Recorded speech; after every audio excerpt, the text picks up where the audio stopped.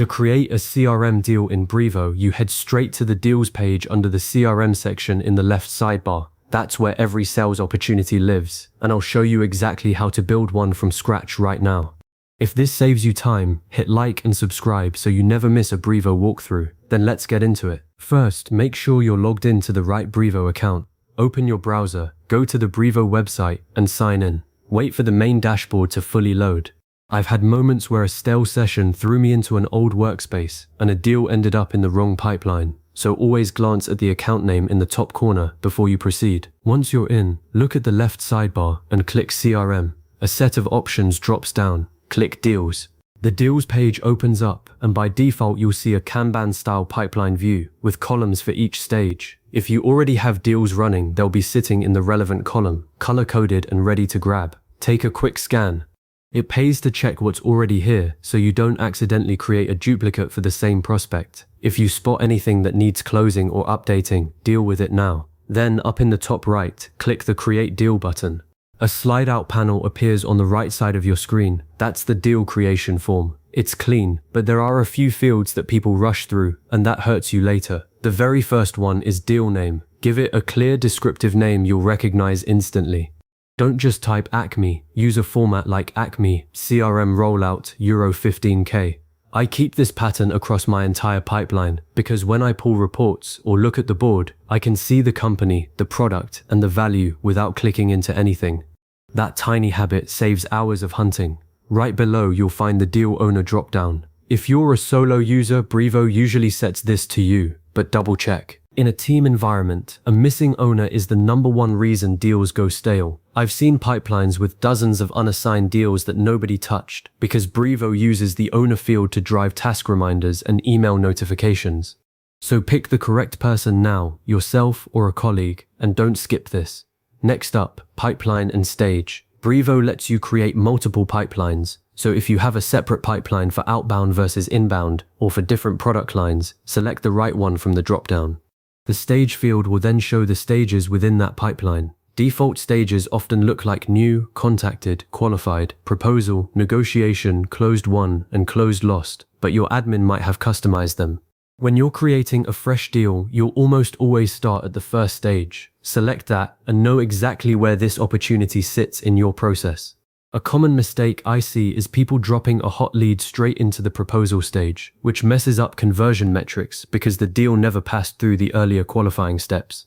Keep it honest and start at the beginning. You can drag it forward later in the board view as you make progress. Now you'll enter the deal value. Type the full potential revenue figure without a currency symbol unless the field specifically asks for one. Brevo usually detects your account's default currency and handles the formatting. I always round to the nearest whole number and include any recurring component if it's a subscription deal. For example, a €3,600 annual contract goes in as 3,600. The value directly feeds pipeline forecasting and revenue dashboards, so an accurate number here gives you real insight into what's coming in. If you're not entirely sure yet, put in a conservative estimate and update it as the conversation firms up. Just never leave it blank or at 0, because that effectively hides the deal from weight-based reports. Right beside that is the expected close date. Click into the field and a date picker pops up. Choose a realistic date, even if it's a rough guess. This date powers two things: overdue deal alerts and forecast timelines. I make a point of setting a close date even for early stage deals and then revisiting it every week. A deal that slips past its close date with no update is a warning flag, and Brevo will surface it if you keep the date current. Avoid the temptation to set it far in the future to buy time. An honest 3-month date keeps your pipeline more honest than an arbitrary year-end placeholder. The form might also show a few custom fields your team has added, like lead source or product interest. Fill those in if they're there. The more data you capture at creation, the less cleanup you'll do later. Now to the part that really ties everything together, associating a contact or company. Below the main details, you'll see a section labeled Contact or Company. Start typing the name of the person or organization, and Brevo will search your CRM and suggest matches. Select the correct contact. If you're dealing with an existing account that has multiple contacts, pick the decision maker or the main point of contact. The moment you link a deal to a contact, Brevo attaches all previous emails, notes, and tasks from that contact's timeline directly to the deal. That means when you open the deal later, you'll see the full communication history without jumping between screens. If the contact isn't in your CRM yet, you can create a new one right here by entering the email address. Brevo will spin up a contact record and link it in one go. I always link a company too if the contact belongs to one, because it gives you company-level deal aggregation and makes account-based reporting possible.